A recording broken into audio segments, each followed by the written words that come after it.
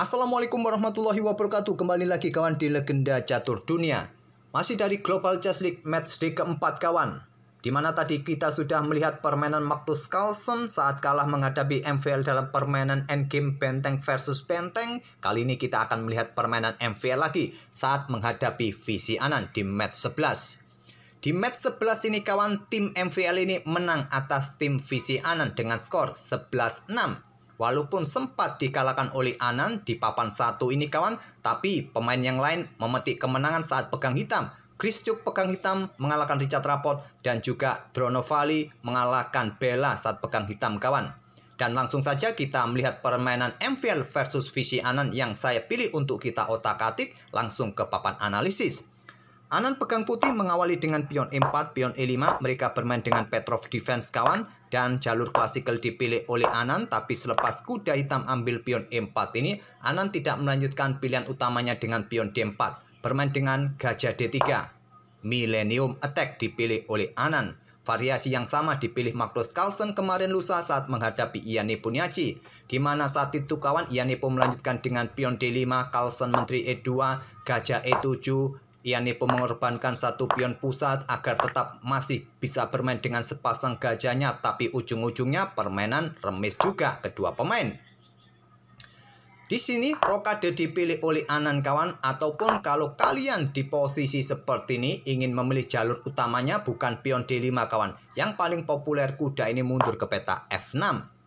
Kebanyakan putih langsung rokade, hitam melanjutkan gajah E7, pion H3 juga banyak ataupun paling populer di posisi untuk kontrol peta G4, dan hitam juga bisa rokade mengamankan raja. Kebanyakan putih akan melanjutkan pion C3. Berikan jalan bagi menteri untuk keluar ataupun kosongkan ruang bagi gajah mundur, selepas itu pion D4 bisa dilanjutkan dan hitam bisa mengeluarkan gajah nanti lewat diagonal terang panjang dengan pion B6 terlebih dahulu. Itulah ide di permainan jalur utamanya Millennium Attack, gajah D3, kuda F6 kawan. Tapi MVL juga memilih dengan pion D5. Tidak dengan menteri E2, melainkan rokade. Gajah E7 lanjut MVL. Benteng E1, rokade juga mengorbankan satu pion pusat. Diterima oleh Anand. Gajah ambil kuda, pion ambil gajah, benteng ambil balik pion, ada pion C5 untuk mencegah pergerakan pion D4, juga menyiapkan kudanya berkembang ke C6, sudah jelas kawan.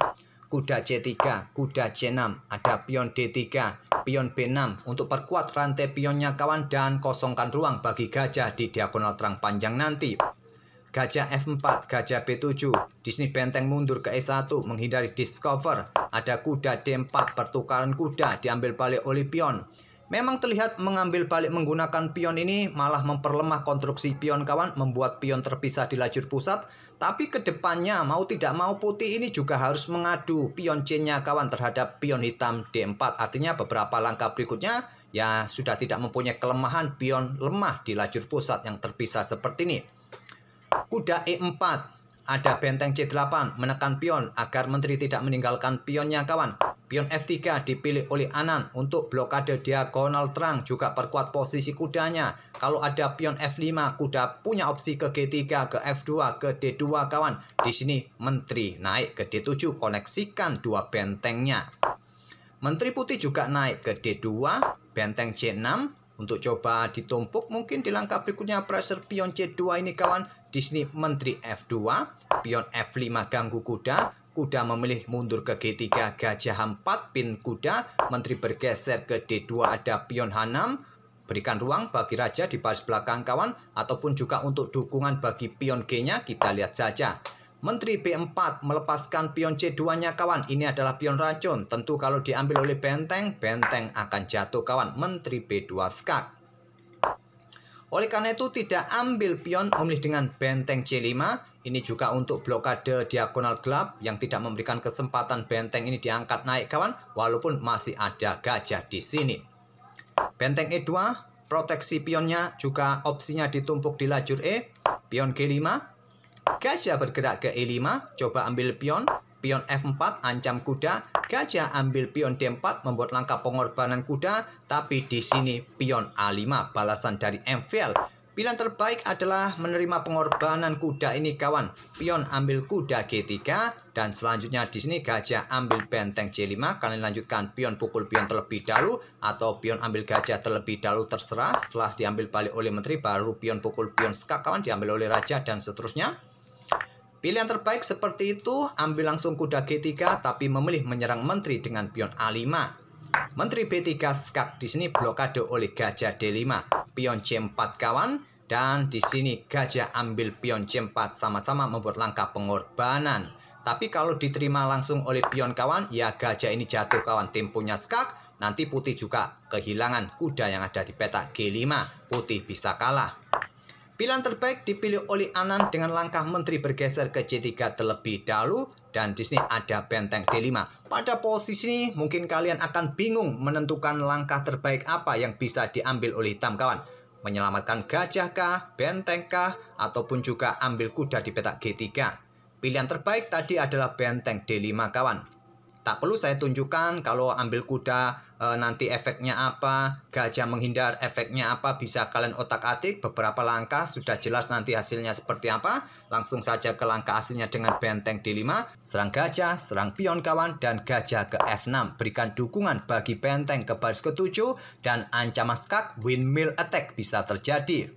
Baru sekarang MVL ambil kuda, sama kawan kalau gajah ambil pion di sini, ya benteng ini akan punya kesempatan ke baris ke-7 selanjutnya melakukan skak, windmill attack dan seterusnya. Kuda punya kesempatan untuk lari, oleh karena itu kuda ini langsung disikat terlebih dahulu.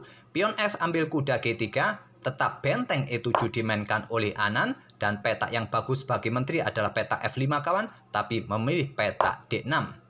Dimanfaatkan windmill attack dengan benteng G7 skak. Beberapa langkah berikutnya ini melakukan pergerakan yang sama. Ini adalah trik untuk mendapatkan increment dilakukan oleh visi Anan kawan.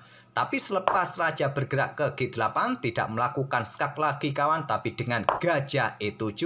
Ancam benteng, ancam menteri. Benteng bisa jatuh di langkah berikutnya, tempo skak kawan. Di sini MVL memutuskan pengorbanan menteri, tapi terlebih dahulu pion G pukul pion H2 skak, raja ke H1, baru benteng pukul benteng F7, gajah ambil menteri D6. Benteng ambil balik gajah, dan putih mendapatkan gajah C4 mengepin benteng. Di sini ada gajah G3, lanjut MVL, menteri G4 serang gajah, gajah F4 diserang oleh pion, gajah mundur diserang oleh benteng, gajah ambil pion B2 dan benteng naik menantang pertukaran, ditolak benteng hitam ambil pion D3 dan benteng ambil pion H6 terlebih dahulu agar tidak ada yang menjaga pion ini bisa diambil langsung oleh menteri kawan, dan benteng ambil pion F3, menteri ambil pion G5 skak, blokade oleh gajah, benteng langsung ambil pion B6, melucuti semua pion-pion hitam kawan, benteng naik ke F2 melindungi pion H2-nya. Setelah benteng B8 skak, raja mulai naik kawan, dan diikuti menteri H4 skak, raja naik lagi ke G6, diikuti menteri E4 skak, blokade dengan benteng 7 naik ke F5. Tapi selepas benteng B6 skak ini, di langkah ke-48 MVL menyerah. Kenapa menyerah kawan? Kalaupun raja ini bergerak ke peta H5 ini, ya ancamannya skakmat satu langkah. Terserah kalian naik ke sini pun juga skakmat satu langkah, di langkah berikutnya skakmat satu langkah kawan.